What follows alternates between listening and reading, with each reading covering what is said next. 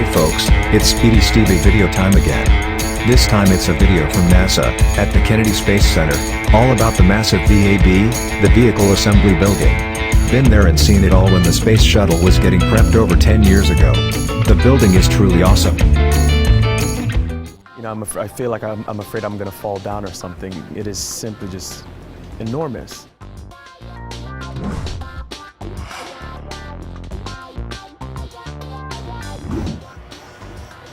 If you're afraid of heights, the VAB may not be the best place for you to work. With us today is Rebecca Baturin, a VAB project engineer, who's going to tell us a little bit more about the VAB. Rebecca, how are you doing today? I'm good, how are you? Fantastic. Thank you so much for being here with us today to tell us a little bit more about the VAB. So this building was built in 1965 to support the Apollo program. Since then, we've had the Apollo Shuttle and now the SLS program here inside the building. And we're in the process of modernizing High Bay 3 to support the SLS program. High Bay 3, so I take it there's multiple high bays in this building? There are 4 high bays. They're all pretty much identical. Just depending on what program they supported, they might have different platforms or different services inside the high bay. So this building, the people that designed it back in the 60s had amazing forethought to design a building like this that we can use long into the future. So if you go up on the roof, actually these steel columns you see, they're not capped off. So we could theoretically make these high bays taller if we so wished. The foundation is poured out beyond the north side of the building, so we could build 2 additional high bays if we wanted to. So we definitely have lots of options here within the VAB. I don't think I can imagine this building being any taller. Right now, 350 feet is already high for me. So this is a big building. The transfer aisle itself is large. How do you get the pieces of the rocket from one section to the other? So we have 5 cranes inside this building. One runs along the transfer aisle at the 16th floor level. That's our 175-ton crane. Then we have 2 cranes that run in each set of high bays. So in this high bay, you can see the 250-ton crane and then the 325-ton crane above us. 325 tons, so can that crane pick up the shuttle by itself? So for the shuttle operations, it came in horizontally, so we'd actually use 2 cranes to transit it to vertical and then lift it up and over into the high bay.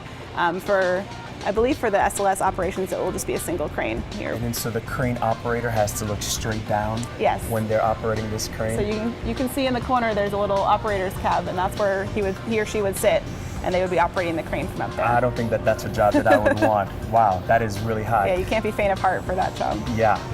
Okay, so exactly how tall is this building? The building's 525 feet tall. Right now we're standing inside the low bay, but if you look up beyond the 175-ton crane here, you can see up into the high bay, and that's where our 4 high bays are. And how wide is it? It's 518 feet wide. 518 feet wide. That is a massive building. Yes. Now, standing here, it almost feels like it's a wind tunnel because the air flows through. Is that by design? So we don't have air conditioning inside this building, so really the only way we can regulate the temperature in here is to open and close the doors.